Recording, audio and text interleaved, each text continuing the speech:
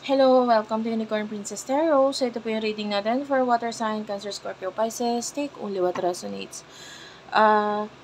Love reading to, guys. And kung gusto mo pa tingnan magpa-personal, kay Jing Tarot Reader na lang, ha? Follow mo na lang din ako sa TikTok, Unicorn Princess Tarot.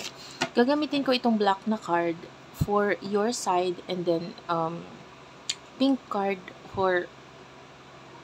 Wait lang.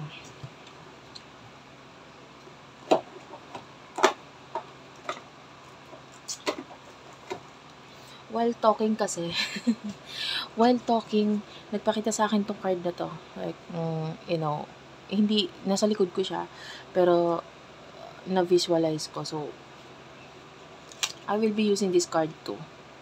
Hindi ko pa lang alam kung saang part ko siya gagamitin kasi this is, playing cards ang, niya.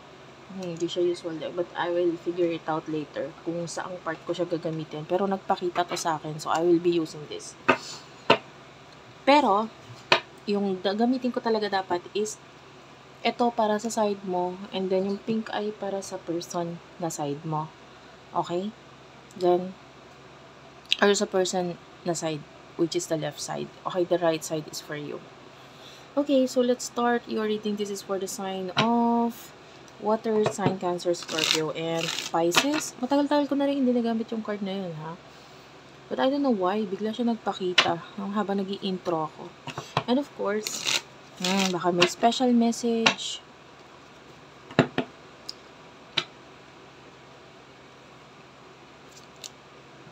Wait lang guys, medyo may magulo tayong cards. Anyway. Spirit guides, angel guides, what do we have here for the sign of Water sign, Cancer, Scorpio, and Pisces? One last shuffle for the sign of Water sign, Cancer, Scorpio, Pisces. Okay, thank you, Spirit guides, angel guides. Okay, main energy ni Water sign. Cross watchers are welcome. You do have your hammer and knot today. Some of you could be dealing with your soulmate. Ayan. Tapos yung isang card is kisses. Bottom of the deck is the sunglasses. Okay. Wait lang guys. And this is your person's side. Main energy ng person na ito for the sign of water sign, please. Main energy ng person na kakonect mo. For the sign of water sign, please. Spirit guides, angel guides, for the person na kakonect ni water sign, please.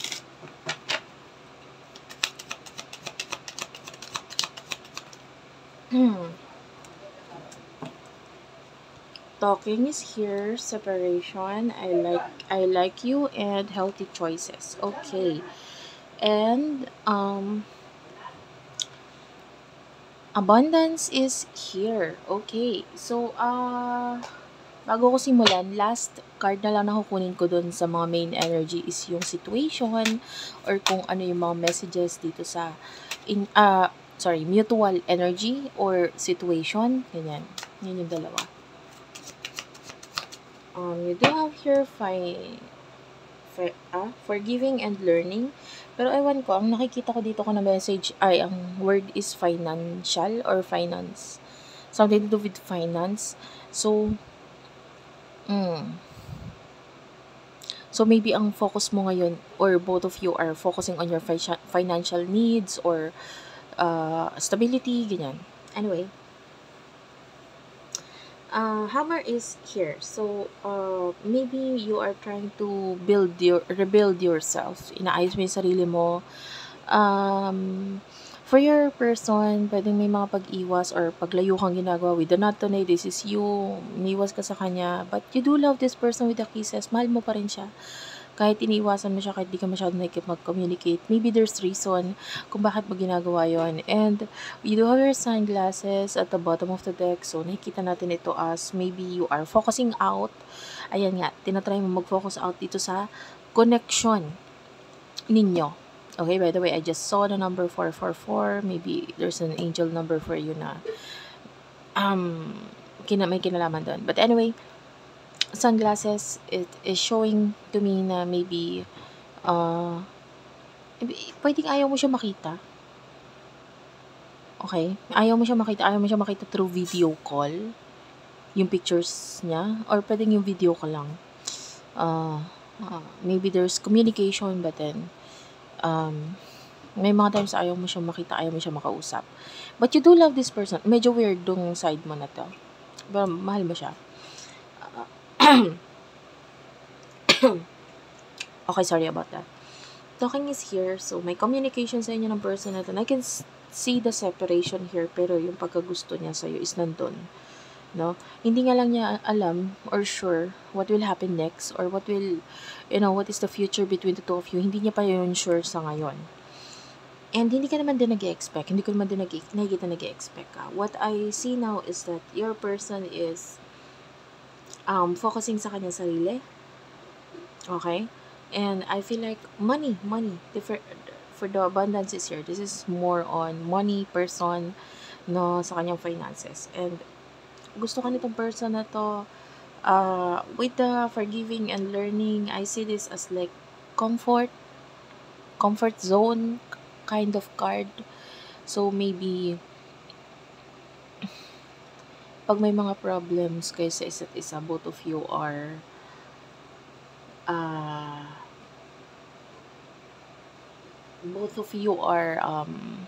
anong tawag dito? Medyo nawala ako, sorry. May nag-pop kasi na notification. So anyway, pwedeng may pagko-comfort kayong ginagawa sa isa't isa. Like maybe pag may problem siya, financially, etc., kino-comfort mo siya. Or pag ikaw itong may problem, pwedeng kino-comfort ka din niya. So, I can see, pwedeng more on problems yung kumbaga pag may pag-uusap, minsan more on problems, pero nandun yung comfort sa isa't isa. Pagko-comfort sa isa't isa. I do like that, by the way. Anyway, ano yung emotions niyo sa isa't isa ng person na ito?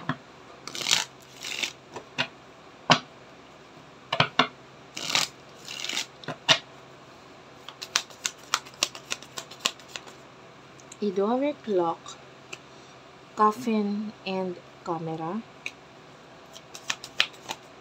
Oh, and photograph. Okay. Healthy choices. Wow. Nandun na yun sa side ng person mo. So, maybe you are both focusing on yourself, self-love, self-care. You want to be happy, focusing on happiness, and emotions ng person na ito patungkol sa'yo.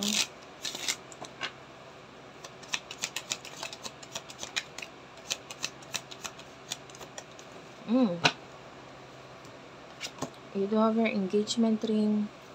Why do I feel like itong connection ito ay may other people na involved? So, might be isa pa to sa reason kung ba't ka umiiwas eh. Because may ibang person eh. May ibang taong involved eh. And you do have here, this could be the one. So, if there are other people na involved dito sa connection nito, I feel like dun yung kagustuhan mo na mag-end yung relationship. Both of you. You want yung relationship niya sa iba na mag-end. Yung gusto niya na yung relationship mo sa iba ay mag-end. And the way I see this could be a karmic relationship, especially sa side ng person na ito.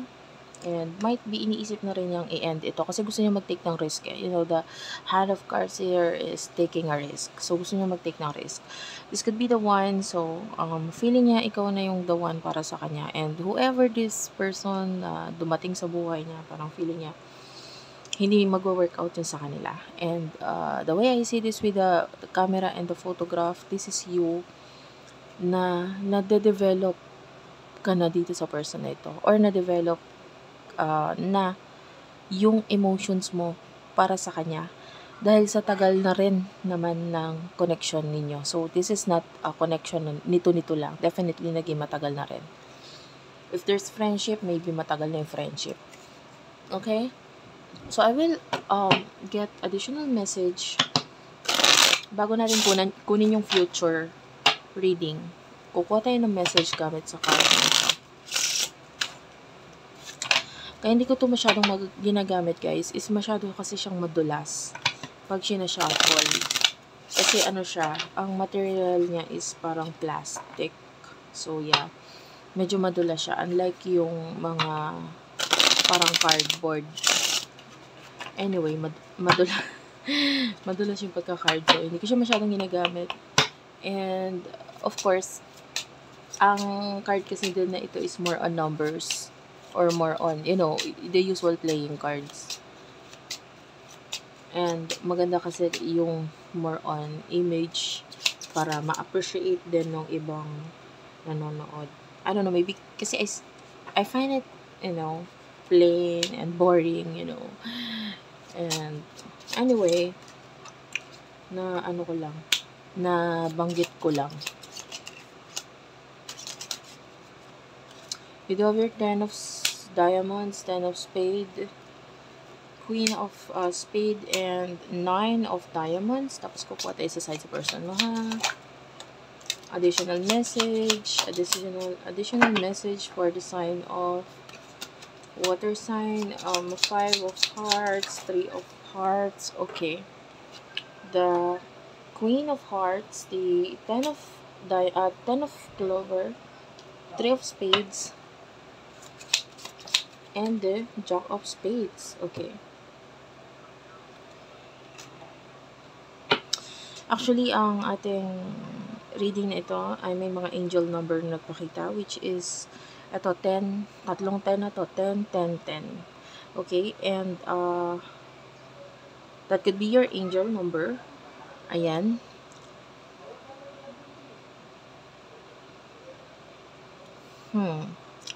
Basahin ko na, ha. Ilagay ko na lang to dito because this is like families na involved dito. Aries, Leo, Sagittarius energy. And the way I see this might be mahirap i-cut off. Basta-basta. Yung connection maybe with other people, especially yung number 3 is showing as the third parties na involved dito. Mahirap i-cut off dahil sa family na issues or whatsoever, no? And the 9 of clover, this is like challenges para sa side ng person mo. Kasi nakikita natin na pwedeng yung person na nakakonect mo is pwede may children din na involved. Okay? Sa side, unfortunately nga lang, sa side mo, nakikita natin na whoever this person, kung nasa iyo yung side na may kakonect ka, ha, na iba pa, nakikita natin na gustong i-cut off nitong person na ito. Itong nagiging challenge sa inyo, which is might be your person. Okay? So, kung ikaw ay may person sa side mo, gusto niyang tapusin mo or wag ka makipag-connect sa kanya, parang ganun. Maybe this person is jealous. The Queen of Swords is jealous. Nagsiselo siya. Challenge sa connection natin yan. This person wants you, nasa kanya ka lang. But with the Ace of Clover, nakikita natin yung pagkagusto mo ng new beginning dito sa person na ito. Pero ang hirap di ba? You miss this person, gusto mo na new beginning sa kanya, gusto mo na something, etc. Money, meron din, possible na you want to connect with this person na may involve ang pera, maybe partnership, etc. Tapos yung person na ito, nakikita natin na gusto niya na reconciliation with you. Gusto niya na yung union. With a 5 of hearts, Cancer, Scorpio, and Pisces, nakikita natin na gusto niyang magkaroon ng pagbabago sa connection na ito according sa kung ano nung gusto ng puso niya. At sa ngayon, ang gusto ng puso niya ay ikaw. And masyado na rin siya nahihirapan sa mga obligasyon niya at sa responsibilidad niya, and might be dala-dala niya lahat yon. Okay? So anyway, what will happen in the near future for the both of you? But I'm seeing na kung yung ikaw, yung person na kakonect mo is the Queen of Spades. Yeah, also known as the Queen of Swords. No? Ito namang person na to, ang kakonect niya is the Jack of Swords. Okay?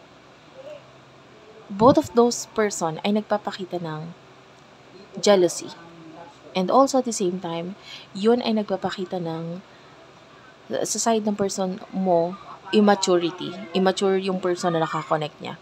Okay? So, this person is also jealous. Okay? Wait lang guys. Sorry about that. So, what will happen in the future for the both of you? What will happen in the future for the both of you? Okay, for the both of you, you do have your children and codependency. Children is also here. So, in the near future for you and this person, anong meron? Let go of control issues, separation, and you do have here, love yourself first, religious factors. Okay, actually in the future, yung decision is not yet final. Yung nakikita natin dito is may mga taong involved dito kaya hindi makapag-decision agad-agad. But definitely, you will be more obsessed and will be thinking about this person like 24/7. Pwedeng ma-feel mo na parang, obsessed na ba ako dito sa person na ito? Na-addict na ba ako sa kanya?